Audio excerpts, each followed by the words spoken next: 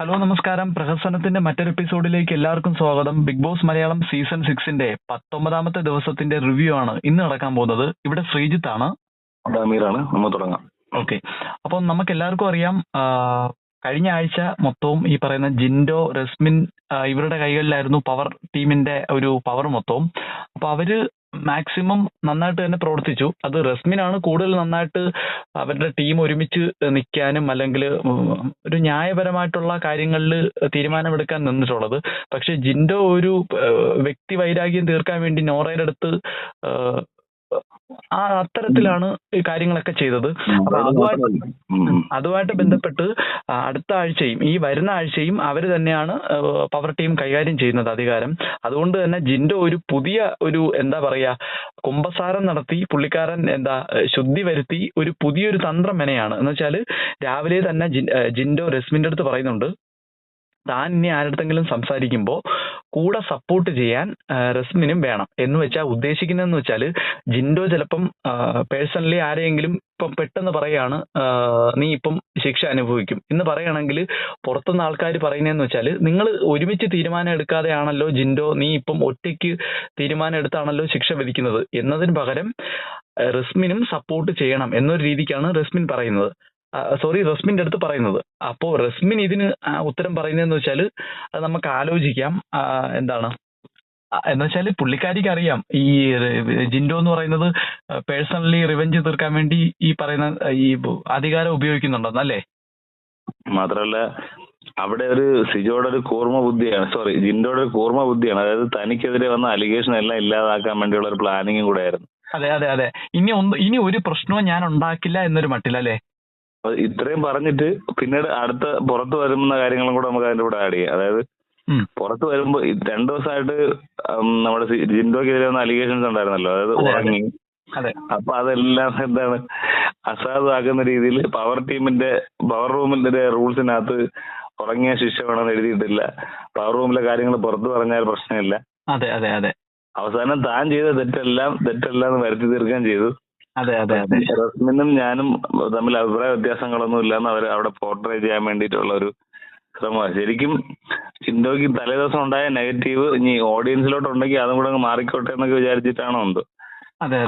അടുത്ത നോമിനേഷനിലൊക്കെ വരുന്ന സമയത്ത് ഇനി നെഗറ്റീവ് ആവാതിരിക്കാൻ വേണ്ടിയാണോ, ഇനി നമ്മുടെ പവർ ടീം നല്ലതായിരുന്നെന്ന് ലാലേട്ടൻ വരുമ്പോ പറയാൻ വേണ്ടിയാണോ എന്നൊന്നും അറിയില്ല. എന്തോ ഒരു ദിവസം കൊണ്ടൊരു ബാച്ച് വർക്ക് ചെയ്ത് നന്നാക്കും പോലെയൊക്കെ ഉള്ളൊരു സംഭവമായിരുന്നു. പക്ഷെ എനിക്ക് അങ്ങനെ തോന്നിയില്ല. കാര്യം എന്ന് വെച്ചാൽ ഇതുമായിട്ട് ബന്ധപ്പെട്ട ഒരു മോർണിംഗ് ടാസ്ക് നടന്നായിരുന്നു കേട്ടടാ. മോർണിംഗ് ടാസ്ക് എന്ന് പറയുമ്പോൾ ഈ ക്യാമറ സ്പേസിന് വേണ്ടി കൂടുതൽ പ്രവർത്തിക്കുന്ന ആരാണ്, കൂർമ്മ ബുദ്ധിയിലോട് കൂടി ക്യാമറ സ്പേസിന് വേണ്ടി വർക്ക് ചെയ്യുന്ന ആരൊക്കെയാണെന്ന് ഓരോ കണ്ടസ്റ്റൻസിന്റെ അടുത്തും തിരക്കുന്നുണ്ട്. അപ്പൊ അതുമായിട്ട് ബന്ധപ്പെട്ട് ഓരോരുത്തരും ഓരോ പേരുകൾ പറയുന്നുണ്ട്. അതിൽ കൂടുതൽ പേരും പറഞ്ഞേക്കുന്നത് ജിൻഡോയെ പറ്റിയാണ് പറഞ്ഞേക്കുന്നത്. അപ്പോ വെയിലത്ത് പോയിരുന്നതും അതെ വെയിലത്ത് പോയിരുന്നതും അത്തരത്തിലുള്ള കാര്യങ്ങളൊക്കെ പറയുന്നുണ്ട്. ഇതിനിടയ്ക്ക് വെച്ചിട്ട് വേറൊരു സംഭവം ഉണ്ടാവുന്നുണ്ട്. ഇതിൽ ഗബ്രി പറയുന്ന പേരുകളെന്ന് വെച്ചാൽ ജിൻഡോ, ജാൻമണി, നോറ. അതിൽ ജാൻമണീനെ പറയുന്ന സമയത്ത് ജാൻമണി ഫേക്ക് ആണെന്നുള്ള രീതിയിൽ പറയുന്നുണ്ട്. അത് ആ പ്രശ്നം അവിടെ കഴിഞ്ഞു. ഫേക്ക് ആണെന്ന് പറയുന്നു, മോർണിംഗ് ടാസ്ക് കഴിയുന്നു. പക്ഷെ ആ പ്രശ്നം ജാൻമണി എടുത്ത് ശരിക്കും ഇമോഷണലി പൊട്ടിത്തെറിച്ച് പുള്ളിക്കാരി ഗബ്രിയുടെ അടുത്ത് പോകുന്നതും, ഗബ്രീനെ അറിയാലോ, 1നെ 10 ആക്കി എക്സ്ട്രീം ലെവലിൽ നിൽക്കുക. അപ്പൊ പുള്ളിക്കാരൻ നല്ല രീതിയിൽ ചുരണ്ടുന്നുണ്ട്. അതിനും വേണ്ടി ഇമോഷണലി ശരിക്കും ഇതുവരെ എനിക്ക് തോന്നുന്ന ഋഷി ആണെന്ന് തോന്നുന്നു ഇത്തരത്തില്. ഋഷി പോലും ഇത്രയും ഉണ്ടായിട്ടില്ലല്ലേ. ജാൻമണി അങ്ങ് സംസാരിച്ച് കാട് കയറിയല്ലായിരുന്നോ. അതെ, സംസാരിക്കാൻ മാത്രമല്ല കട്ടിൽ ഇടിക്കുകയും പുതപ്പെടുത്ത് അറിയുന്നു. അതുപോലെ ജാൻമണിക്ക് തനിക്കെതിരെ ആരെങ്കിലും പറയുമ്പോ വല്ലാത്തൊരു വയലന്റ് ആണ്. അത് ഇപ്പൊ ആദ്യമായിട്ടൊന്നുമല്ല. ഇതിനു മുമ്പ് ഇതുപോലെ തന്റെ തീരുമാനങ്ങളെ പവർ ടീമിലുള്ളവർ എതിർത്ത സമയത്താണ് അവിടെ നിന്ന് ഇറങ്ങി ഒരൊറ്റ ഓട്ടം ഓടിയതും സിഗരറ്റ് വലിക്കുന്നതൊക്കെ നമ്മൾ കണ്ടതല്ലേ. അതായത് ജാൻമണിക്ക് ഒരു പ്രിവിലേജ് വേണം അവിടെ എപ്പോഴും. ആരൊന്നും പറയാൻ പാടില്ല. അതിൽ തന്നെ മറ്റൊരു കാര്യം ഉണ്ടാ, പുള്ളിക്കാരി ചിലപ്പം ഫേക്ക് ആയിട്ടല്ലായിരിക്കും കളിക്കുന്നത്. സത്യത്തിൽ ഇതില് ഫേക്ക് അങ്ങനെ ഒരു സംഭവം ഇല്ല. അല്ല, ഫേക്ക് ഇല്ലായ്മല്ല. അവിടെ ഒരു മോർണിംഗ് ആക്ടിവിറ്റിയിലാണ് ഇത് പറയുന്നത്. അല്ലാതെ ഗബ്രി അവിടെ മറ്റേ ഓരോരുത്തരും മറ്റൊരാളോട് പറഞ്ഞുകൊണ്ട് നടക്കില്ല. ഇപ്പൊ ജിൻഡോ ഒക്കെ ചെന്ന് പരദൂഷണം പറയുന്ന പോലെ അങ്ങനെ പറഞ്ഞിട്ടില്ല. അവിടെ എല്ലാവരും ഇരിക്കവേ മോർണിംഗ് ആക്ടിവിറ്റിയിലാണ് ഗബ്രി അത് പറഞ്ഞത്. ഗബ്രിയോട് പല അഭിപ്രായ വ്യത്യാസം ഉണ്ടെങ്കിലും പറയാനുള്ളത് മുഖത്ത് നോക്കി പറഞ്ഞത് ശരിക്കും ഒരു ഗഡ്സ് തന്നെയായിട്ടാണ് എനിക്ക് തോന്നിയത്. അതെ ആരും പറയാൻ ധൈര്യം കാണിച്ചില്ലല്ലോ. അതെ അതെ എടാ, ഇതുമായിട്ട് ബന്ധപ്പെട്ട് നേരത്തെ നീ പറഞ്ഞ തന്നെയാണ്, ജിൻഡോ ഈ പറഞ്ഞ എല്ലാരെയും വിളിച്ചു കൂട്ടുന്നു, അതിനുശേഷം പല നിയമങ്ങളും ഇതിലില്ലാത്തതാണ്, അല്ലെങ്കിൽ അതെ അതെ എന്ന് വെച്ചാല് പട്ടി കുറച്ചു കഴിഞ്ഞാൽ ശിക്ഷ കൊടുക്കണം, ഇതെല്ലാം പഴയ പവർ ടീമാണ് ഉണ്ടാക്കിയത്. അല്ലെങ്കിൽ ബിഗ് ബോസ് നൽകുന്ന നിയമത്തിൽ ശിക്ഷ കൊടുക്കണമെന്ന് പറഞ്ഞിട്ടില്ല. എന്ന് ഉദ്ദേശിക്കുന്നതെന്ന് വെച്ചാൽ നീ പറഞ്ഞത് എന്ന് വെച്ചാൽ ഇനി ഉറങ്ങിക്കഴിഞ്ഞാൽ ഒരു കുഴപ്പവും ഇല്ലെന്ന് പറയുന്നുണ്ട്. പക്ഷെ അതിന് അവിടെ ഒരു കാര്യം കൂടെ ആഡ് ചെയ്യണ്ട. അതായത് ടീമിലുള്ളവർ ചോദിക്കുന്നുണ്ട്, അപ്പൊ ഇനി ഉറങ്ങിയ കുഴപ്പമില്ലല്ലോ, അത് നമ്മൾ തീരുമാനിക്കും, നമ്മൾ പവർ ടീം തീരുമാനിക്കും, മനസ്സിലായോ? അതായത് ചിന്തയോട് അത് മുക്കിക്കളയണം. ബാക്കിയുള്ളവരുടെ അതൊന്നും പറയാൻ പറ്റത്തില്ല. അങ്ങനെ തന്നെയാണ്, ജിൻഡോ ഉറങ്ങിക്കഴിഞ്ഞാൽ പവർ ടീം തീരുമാനിച്ചോളും അത് ശിക്ഷ കൊടുക്കണോ വേണ്ടേന്ന് എന്നാണ് സ്വയം ഉദ്ദേശിക്കുന്നത്. അതെ അതെ അത് തന്നെയാണ് ഉദ്ദേശിച്ചത്. അപ്പൊ ഇതുമായിട്ട് ബന്ധപ്പെട്ട് വേറൊരു കാര്യമുണ്ട്. കഴിഞ്ഞ ദിവസം തന്നെ ചർച്ചയുടെ ഇടയ്ക്ക് വെച്ചിട്ട് പുറത്തു പോയി പറഞ്ഞൊരു കാര്യമുണ്ടല്ലോ. അപ്പൊ അത് ജാസ്മിൻ പറയുന്നതെന്ന് വെച്ചാല് അതൊരു മര്യാദയുടെ പുറത്താണ് ആ ഒരു രീതിയിൽ പറഞ്ഞതെന്നും പറയുന്നുണ്ട്. എന്ന് വെച്ചാല് ഇതൊരു നിയമമല്ല. ഇപ്പൊ നിങ്ങൾ തമ്മിൽ എന്താ പറയാ, ജിൻഡോയും അതുപോലെ തന്നെ റസ്മിനും ചർച്ച ചെയ്ത കാര്യം കഴിഞ്ഞ ദിവസം ജിൻഡോ പുറത്തു പോയി പറയുന്നുണ്ട്. അതിനെ ഒരു നിയമം എന്നതിലുപരി ഒരു മാന്യതയുടെ ഒരു മര്യാദയുടെ പേരിലാണ് ആ ഒരു കാര്യം പുറത്ത് പറയാതിരിക്കേണ്ടത് എന്നാണ് ജാസ്മിൻ പറയുന്നത്. അതുപോലെ തന്നെ ശ്രീരേഖയും അതുമായിട്ട് ബന്ധപ്പെട്ട് ആ ചർച്ചയിൽ തന്നെ പറയുന്നുണ്ട്, നിങ്ങൾക്ക് തമ്മിൽ യോജിപ്പില്ല എന്നൊക്കെ പറയുന്നുണ്ട്. പിന്നെ അതുപോലെ തന്നെ അത് കണ്ടില്ലായിരുന്നോ? കണ്ട. പിന്നെ ഒരു കാര്യം നമ്മൾ നേരത്തെ പറഞ്ഞപ്പോഴൊന്ന് വിട്ടുപോയി, അതും കൂടെ ഒന്ന് ചേർക്കാൻ വേണ്ടി. അതായത് ഈ ജാൻമണി വയലന്റ് ആയിട്ട് ഒരു ഘട്ടത്തിൽ സിഗരറ്റ് വലിക്കാനൊക്കെ പോകുന്ന ഒരു സിറ്റുവേഷൻ ഉണ്ട്. അപ്പൊ അവിടെ വെച്ചിട്ട് ജാൻമണി പറയുന്നുണ്ട്, എന്റെ അടുത്ത് ഗബ്രി ജട്ടി കഴുകാൻ പറഞ്ഞിട്ടുണ്ട് എന്ന് പറയുന്നുണ്ട്. അത് ചോദ്യം ചെയ്യാൻ ജിൻഡോ നോക്കുമ്പോ അവളത് സമ്മതിക്കുന്നില്ല. അപ്പം അതിന്റെ ആ ഒരു വിഷയത്തിന്റെ ജെനുവിനിറ്റി അവിടെ ചോദ്യം ചെയ്യപ്പെട്ടായിരുന്നു. അപ്പം ഞാൻ അത് അറിയാൻ വേണ്ടി അതിന്റെ കഴിഞ്ഞ എപ്പിസോഡുകളും കൂടെ ഒന്ന് കണ്ടപ്പോഴാണ് മനസ്സിലായത്. അതായത് അവിടെ വാഷിംഗ് മെഷീൻ ഉണ്ട്. അതെ. തുണി കഴുകാൻ വേണ്ടി മറ്റേ നമ്മുടെ ജാൻമണി ഇതെടുക്കുന്ന സമയത്ത്, ഈ ഡ്രസ്സൊക്കെ എടുക്കുന്ന സമയത്ത് എല്ലാവരോടും ചോദിക്കും എന്തെങ്കിലും ഡ്രസ്സ് കഴുകാനുണ്ടോ എന്ന് ചോദിച്ചു. അപ്പൊ ഗബ്രി പറഞ്ഞു എന്റെ 2 ചട്ടി ഉണ്ടെന്ന് പറഞ്ഞു.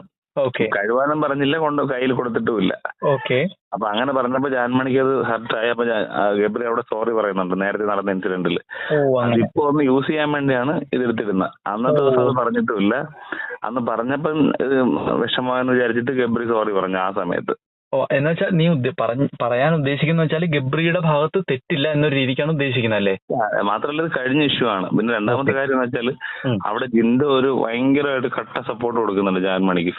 ജിൻഡോ വിചാരിക്കുന്നതെന്ന് വെച്ചാലേ ഇതൊരു വലിയ പ്രശ്നമാക്കാന്നാണ് വിചാരിക്കുന്നത് ഈ ഒരു പ്രശ്നത്തെ. പക്ഷെ ജാൻമണിയുടെ വിചാരം എന്ന് വെച്ചാൽ ഇത് അറിയാതെ വായിന്ന് വീണ് പോവുകയും ചെയ്ത് പ്രശ്നമാക്കി കഴിഞ്ഞാൽ താൻ തന്നെ ഇത് കുടുങ്ങുമല്ലോ. അതാണ് അവസ്ഥ. അപ്പൊ അതിന്റെ കൂട്ടത്തില് ജിൻഡോ പറയുന്നുണ്ട് ഇത് നമുക്ക് പുറത്തു കൊണ്ടുവന്ന് അവനെ പുറത്താക്കാൻ പറ്റും, അവനെ വെളിയിൽ പോണ കേസാണ് എന്നൊക്കെ പറയുന്നുണ്ട്. അതുപോലെ എന്നിട്ട് ജിൻഡോ ജാൻമണിയോട് പറയുന്നുണ്ട് എനിക്ക് അവന്റെ അടുത്ത് ദേഷ്യമുണ്ട്, ഞാൻ അവനെ പുറത്തിട്ട് ഞാൻ കണ്ടോളാം, ഇങ്ങനെയൊക്കെ പറയുന്നുണ്ട്. പുറത്തിട്ട് ഞാൻ അവനെ ഇടിക്കും. ഇത് മാത്രമല്ല ഈ ശ്രീരേഖ പറഞ്ഞ ഒരു കാര്യം കൂടെ പറഞ്ഞിട്ട് നമുക്ക് മറ്റൊരു കാര്യം പറയാം. ശ്രീരേഖ തന്നെ പറയുന്നുണ്ട് റസ്മിൻ ഉള്ളത് കൊണ്ടാണ് പവർ ടീം, ഇപ്പോഴത്തെ പവർ ടീമിന്റെ കാര്യങ്ങൾ നമ്മൾ അംഗീകരിക്കുന്നത് എന്ന് പറയുമ്പോൾ പൊതുവിൽ ഒരു ചെറിയൊരു കയ്യടിയൊക്കെ ഉണ്ടാവുന്നുണ്ട്. അതിലൊരു അംഗീകാരം ഉണ്ടാവുന്ന തീരുമാനങ്ങൾ എടുക്കുന്നത് റസ്മിൻ മാത്രമാണ്. അതുകൊണ്ടാണ് ഈ പറഞ്ഞ ഒരു വിഷയം നമ്മൾ പൗസ് ചെയ്തിട്ടാണ് ഇതിലേക്ക് വന്നത്. അതൊന്ന് കണ്ടിന്യൂ ചെയ്യാം. അതെ, ഈ ജാൻമണി പറഞ്ഞൊരു കാര്യമുണ്ട്. ജാൻമണി പറഞ്ഞൊരു കാര്യം എന്ന് വെച്ചാല് നീ ആണിന്റെ അടുത്തും അല്ല പെണ്ണിന്റെ അടുത്തും അല്ല കളിച്ചത്. ജെൻഡർ കാർഡ് ഇറക്കുന്നുണ്ടല്ലേ ഇവിടെ? അതെ, അങ്ങനൊരു എന്താണ് പുള്ളിക്കാരി ഒരു ട്രാൻസ്ജെൻഡർ ആണ് എന്നൊരു രീതിക്കാണ്. എന്നുവെച്ചാൽ വേറൊരു ഈ പറഞ്ഞ കാർഡ് ഇറക്കുന്ന ഒരു പരിപാടിയാ ഗബ്രി. ഗബ്രി വേറൊരു രീതിയിൽ ആണിന്റെ അടുത്തും അല്ല പെണ്ണിന്റെ അടുത്തും അല്ല സംസാരിച്ചത്. എന്ന് വെച്ചാൽ നമ്മളോട് ഇത്ര ട്രാൻസ്ജെൻഡർ ആയിട്ടുള്ള എന്നോട് ഇത്തരത്തിൽ. അതിനോടൊപ്പം ഒരു വാക്കോടെ പറഞ്ഞു, അതോടെ പറഞ്ഞാലേ പൂർത്തിയാവുള്ളൂ. അതായത് അവനെ ഞാൻ പുറത്ത് ജീവിക്കാൻ സമ്മതിക്കില്ല, അവൻ ആണിന്റെ അടുത്തല്ല പെണ്ണിന്റെ അടുത്തല്ല, അതായത് എന്റെ കമ്മ്യൂണിറ്റി പെട്ടവരെ അവനെ ആക്രമിക്കും എന്നുള്ള നിലയിലാണ് ഉദ്ദേശിച്ചത്. അപ്പൊ ഈ ഒരു സംഭവം നടന്നതിന് ശേഷം നമ്മുടെ കഴിഞ്ഞ സീസണിലെ കണ്ടസ്റ്റന്റ് ആയിട്ടുള്ള നാദിറ മെഹറിന്റെ ഒരു വീഡിയോ ഇട്ടിട്ടുണ്ട്. അതായത് അനാവശ്യമായിട്ട് ഈ ജെൻഡർ കാർഡ് ഇറക്കി ഞങ്ങളെയും കൂടെ അപമാനിക്കരുത് എന്നൊക്കെ നാദിറ ഉൾപ്പെടെയുള്ള ട്രാൻസ്ജെൻഡേഴ്സ് ഇട്ടിട്ടുണ്ട്. അപ്പം ഇത് ജാൻമണിക്ക് ഈ കാര്യത്തിൽ പുറത്ത് സപ്പോർട്ട് ഉണ്ടാവും ഞാൻ വിചാരിക്കുന്നില്ല. ഓക്കെ, അപ്പൊ അവരെല്ലാം കൈ ഒഴിഞ്ഞു അല്ലേ ഈ ഒരു കാര്യത്തില്? അല്ല, അതങ്ങനെയാണല്ലോ, വെറുതെ അനാവശ്യം ഒരു ഗെയിമിന്റെ ഇടയിൽ ഇത്രയും വയലന്റ് ആവേണ്ട ആവശ്യമൊന്നുമില്ല. അതെ അതെ അതെ.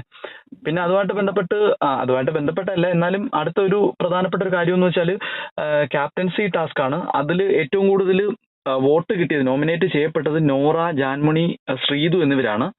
അപ്പം പക്ഷെ അതിനുശേഷം വന്ന യഥാർത്ഥ ക്യാപ്റ്റൻസി ടാസ്ക് നീ കണ്ടോ? എന്ത് തോന്നി? എന്ത് തോന്നാൻ പോലും ഒന്നുമില്ല. എന്തോ ഒരു വല്ലാത്തൊരു ടാസ്ക് ആയിപ്പോയി. അതായത് 3 പേരെ എടുത്തു പൊക്കാൻ പറ്റുന്ന ആളൊന്നുകിൽ ഫ്രണ്ടിൽ വേണം, അതല്ലെങ്കിൽ ഇത് എന്തെങ്കിലും ഒരു മുഖാമുഖം വരുന്ന, അല്ലെങ്കിൽ ഇതേപോലെ 2 സ്കേറ്റിംഗ് കൊടുത്തിട്ട് ഇവരെ 3 ട്രാക്കിലാക്കിയിട്ട് പരസ്പരം ഇടിക്കാനോ എന്തെങ്കിലും ആണെങ്കിലും കുഴപ്പമില്ല. ഇത് ഒരാളിങ്ങനെ നിൽക്കുന്നു. ഈ ടാസ്ക് 1.5-2 മണിക്കൂറോളം നീണ്ടിട്ടുണ്ട് ലൈവില്. ഇത് വെറുതെ ഇങ്ങനെ നിൽക്കുക, ഒരാൾ മുമ്പോട്ടാവുന്നു, അയാൾ പിറകെയാവുന്നു. കാണാനും ഒരു ഒന്നുമില്ല, കണ്ടസ്റ്റന്റിന് ചെയ്യാനും ഒന്നുമില്ല. ഇത് ഭയങ്കര ബോറിംഗ് ആയിട്ടുള്ള ടാസ്ക് ആണ് തോന്നിയത്. പക്ഷെ ബിഗ് ബോസ് അവകാശപ്പെടുന്ന ഇതൊരു ബിഗ് ബോസ് ചരിത്രത്തിലെ ക്ലാസിക് ടാസ്ക് എന്നാണ്. അതൊരു തള്ളായിട്ടാണ് എനിക്ക് തോന്നിയത്. അതെ അതെ അതെ അതെ അതെ. ഇത് വളരെ സിമ്പിൾ ആയിട്ട് കഴിഞ്ഞ ഒരു ക്യാപ്റ്റൻസി ടാസ്ക് ആയിട്ടും തോന്നി. കഴിഞ്ഞ തവണ ഓർമ്മയില്ലേ, ക്യാപ്റ്റൻസി ടാസ്ക് എന്ന് പറയുമ്പോൾ അത് ഫിസിക്കലി അത്രയും ഫിറ്റ് ആയവർക്കാണ് ഉള്ളത്. സിജോയും റോക്കിയും അത് ഒരു രക്ഷയില്ലാത്ത രീതിയിൽ അവരുടെ മെന്റൽ എബിലിറ്റി ഉണ്ട്, ഫിസിക്കൽ എബിലിറ്റി ഉണ്ട്, അവരുടെ സ്ട്രെങ്ത്, ഇതെല്ലാം കൂടെ കോമ്പിനേറ്റ് ചെയ്യുന്ന രീതിയിലുള്ള ഒരു ടാസ്ക് ആണ് കൊടുത്തത്. ഇതൊരു ഭാഗ്യമുണ്ട്. അതെ, ഭാഗ്യമുണ്ട്. ഇതെല്ലാം കൂടെ ചേർന്ന് ഇതൊരു അഴകുഴഞ്ചൻ ഒരു ടാസ്ക് ആയി പോയി. ക്യാപ്റ്റൻസി ഭാഗ്യവും വേണ്ട, ഒന്നും വേണ്ട. ഇതിൽ കുറച്ച് വെയിറ്റ് കൂടുതലുള്ള ആളിനെ അവിടെ പിടിച്ചിരിക്കുക. അതെ, എന്തായാലും ജയിച്ചത് ജാൻമണിയാണ്. വെറുതെ നിന്ന് ജയിച്ചു എന്ന് വേണമെങ്കിൽ പറയാം. കാര്യം നോറയും ശ്രീതുവും അത്യാവശ്യം നല്ല രീതിയിൽ അനക്കി അങ്ങോട്ടും ഇങ്ങോട്ടും വീഴ്ത്താൻ ശ്രമിക്കുന്നുണ്ട്. അതില് ഈ 2 മുട്ടനാടുകളും ഇടിച്ച് മരിച്ചപ്പോ അവസാനം അവശേഷിച്ച ചെന്നായ എന്ന് പറയുന്നില്ല, എന്നാലും ജാൻമണി അവസാനം ക്യാപ്റ്റൻ ആവുകയും ചെയ്തു. അപ്പം അവിടെ എനിക്കൊരു കാര്യം പറയാനുള്ളത്, ഒരു പ്രീ പ്ലാനിങ് ഉണ്ടായിരുന്നു. അതായത് 2-3 എപ്പിസോഡ് മുന്നേ ആൻസിബയും ജിൻഡോയും ചേർന്ന് ജാൻമണിയോട് പറയുന്നുണ്ട്, ഞങ്ങൾ നിന്നെ ക്യാപ്റ്റൻ ആക്കാം എന്നൊക്കെ പറഞ്ഞ് ഞങ്ങൾ നോമിനേറ്റ് ചെയ്യാം എന്നൊക്കെ പറയുന്നുണ്ട്. നോമിനേഷന് മുമ്പായിട്ട് കുറെ പേരെ കൺവിൻസ് ചെയ്യുന്നുണ്ട് ജാൻമണി എന്നെ നോമിനേറ്റ് ചെയ്യണം. അപ്പൊ ഇതിനു ശേഷം ഇനി ഒരുപക്ഷെ ബിഗ് ബോസ് അവിടെ എന്തെങ്കിലും കണ്ടന്റ് ഉണ്ടാവാൻ സാധ്യത ഉണ്ടെന്ന് കരുതിയിട്ട് ജാൻമണിക്ക് അഡ്വാൻറ്റേജ് വരുന്ന, വെയിറ്റ് കൂടുതലുള്ള അഡ്വാൻറ്റേജ് വരുന്ന ടാസ്ക് കൊടുത്താണോ എന്ന് എനിക്കിപ്പോ സംശയമുണ്ട്. ശരിയാണ്, അതിനും സാധ്യതയുണ്ട്. പിന്നീട് നടന്ന ഒരു കാര്യം എന്ന് പറയുന്നത് ജയിൽ നോമിനേഷൻ ആണ്. അതും ഈ പറഞ്ഞ പോലെ ഗബ്രി തെരഞ്ഞെടുത്തത് ജാസ്മിനെയാണ്. അതുപോലെ തന്നെ പവർ ടീം നേരിട്ട് തെരഞ്ഞെടുത്തത് ഗബ്രിയാണ്. അതുപോലെ തന്നെ എല്ലാരും സപ്പോർട്ട് ചെയ്തിട്ടാണെന്ന് അറിയത്തില്ല, ഇനി ഗബ്രി പോയി പറഞ്ഞിട്ടാണെന്നും അറിയത്തില്ല, കൂടുതൽ പേര് നോമിനേറ്റ് ചെയ്തത് ജാസ്മിനെയാണല്ലേ? അല്ല, അവസാനം ഗബ്രി ഇച്ഛിച്ചതും ജയില്, വൈദ്യുതി കൽപ്പിച്ചതും എന്താ പറയാ, അവിടെ ഹൗസ് മേറ്റ്സ് കൽപ്പിച്ചതും ജയിലെന്നുള്ള അവസ്ഥയിൽ അവർക്ക് സന്തോഷമായി. ഇനി കട്ടറുമ്പില്ല, മറ്റൊരു ശല്യങ്ങളും ഇല്ലാതെ അവർക്ക് സ്വസ്ഥമായിട്ട് സംസാരിക്കും, മിണ്ടിയും പറഞ്ഞിരിക്കാൻ.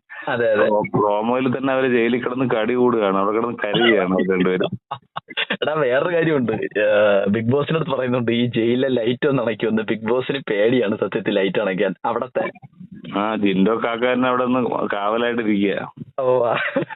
നമ്മൾ ഇതിനെപ്പറ്റി കൂടുതൽ സംസാരിക്കാതിരിക്കുന്നതായിരിക്കും നല്ലല്ലേ? അതെ, ഇനിയിപ്പം ഇന്നത്തെ ലൈവും ചേർത്ത് നാളത്തെ എപ്പിസോഡിൽ മിക്കവാറും ഇതിനെപ്പറ്റി കാണിക്കുമായിരിക്കും തോന്നുന്നു. ഇത് മാത്രമല്ല, മറ്റൊരു കാര്യം ഉണ്ടായിരുന്നു, അപ്സരയുടെ ലൈഫ് സ്റ്റോറി, അത് കണ്ടില്ലായിരുന്നോ? അതെ അതെ, സത്യം പറഞ്ഞ അവിടെ വരുന്ന മിക്കുള്ളവർക്കും ഇപ്പൊ ട്രാജിക് ലവ് സ്റ്റോറി ആയി ലൈഫ് സ്റ്റോറി ആയി വന്നോണ്ടിരിക്കുക. അതായത് അപ്സരയുടെയും നല്ലതെന്ന് പറയാൻ പറ്റത്തില്ലല്ലോ, അവര് ജീവിതത്തിൽ അനുഭവിച്ച കുറെ കാര്യങ്ങളുണ്ട്. മാരേജിൽ ഉണ്ടായ കുറെ പ്രശ്നങ്ങളും അതിൽ നിന്ന് മറികടന്ന് ഇപ്പോഴത്തെ ശരിക്കും പലരും കൺസിഡർ ചെയ്യേണ്ട കാര്യമാണ്. അതായത് ഒരു മാരേജ് ലൈഫിലേക്ക് വന്ന് അത് ഒരു തരത്തിലും സഹിക്കാൻ പറ്റുന്നില്ലെങ്കിൽ അത് വേണ്ടെന്ന് വെക്കുന്നത് തന്നെയാണ് നല്ലത്. ഡിവോഴ്സ് തന്നെയാണ് നല്ലത് എന്നല്ലേ? അതെ അതെ, അല്ലാതെ അവര് അതിന് ഒരുപക്ഷെ ആ ഒരു 7 മാസം 1 year എന്തോ സഹിച്ചെന്നാ പറയുന്നത്. അപ്പം അതിന് മുന്നിലേക്ക് പോയിരുന്നെങ്കിൽ ഒരുപക്ഷെ ഈ സംസാരിക്കാൻ അപ്സര എന്നുള്ള ആക്ട്രസ് തന്നെ ഉണ്ടാവത്തില്ലായിരുന്നു. പുള്ളിക്കാരി അന്നേ ജീവിതം അവസാനിപ്പിക്കേണ്ടി വന്നേനെ. ഒരു ബ്രേക്കിംഗ് പോയിന്റിൽ വെച്ച് ഇത് ഉപേക്ഷിച്ചത് കൊണ്ടാണ് അതങ്ങനെ ഉണ്ട്. പക്ഷെ ഒരു കാര്യമുണ്ട്, വീട്ടുകാർ ചേർന്ന് കല്യാണം കഴിപ്പിച്ചു കൊടുത്തതല്ല, വീട്ടുകാർക്കെതിരെ നിന്ന് ഇഷ്ടപ്പെട്ട ആളോടൊപ്പം പോയതാണ്. അപ്പം ഏത് രീതി പോയാലും നമുക്ക് സഹിക്കാൻ പറ്റുന്നില്ല എന്നുള്ളത് ബ്രേക്കിംഗ് പോയിന്റ് എത്തിക്കഴിഞ്ഞാൽ അതിൽ നിന്ന് പുറത്തു വരിക എന്നുള്ളത് തന്നെയാണ് ഏറ്റവും നല്ല മാർഗം. അത് ഒരുപക്ഷെ അപ്സര ഇപ്പൊ ഇന്നീ നിലയിലെങ്കിലും എത്തിയിട്ടുണ്ടെങ്കിൽ അന്ന് എടുത്ത ആ തീരുമാനം കൊണ്ട് തന്നെയാണ്. ആ ഒരു ലൈഫ് സ്റ്റോറി കൊണ്ട് എനിക്ക് അതാണ് തോന്നിയത്. അതെ, അത് ശരിയാണ്. അപ്പൊ എന്തായാലും ഇതൊക്കെ തന്നെയാണ് ഈ പറയുന്ന 18ാമത്തെ ദിവസത്തിൽ നടന്ന 19ാമത്തെ ദിവസത്തിൽ നടന്ന ഏറ്റവും പ്രധാനപ്പെട്ട കാര്യങ്ങളല്ലേ? അതെ. ഇനി നമ്മുടെ ലാലേട്ടൻ വരുമ്പോ ഇനി അടുത്ത വിശേഷങ്ങൾ അറിയാം. അതെ. അപ്പൊ ഈ കാര്യങ്ങളൊക്കെ പറഞ്ഞുകൊണ്ട് ഈ വീഡിയോ ഇവിടെ വെച്ച് അവസാനിപ്പിക്കുന്നു. ഇനി വരുന്ന ദിവസം വീണ്ടും കാണാം. ഓക്കെ.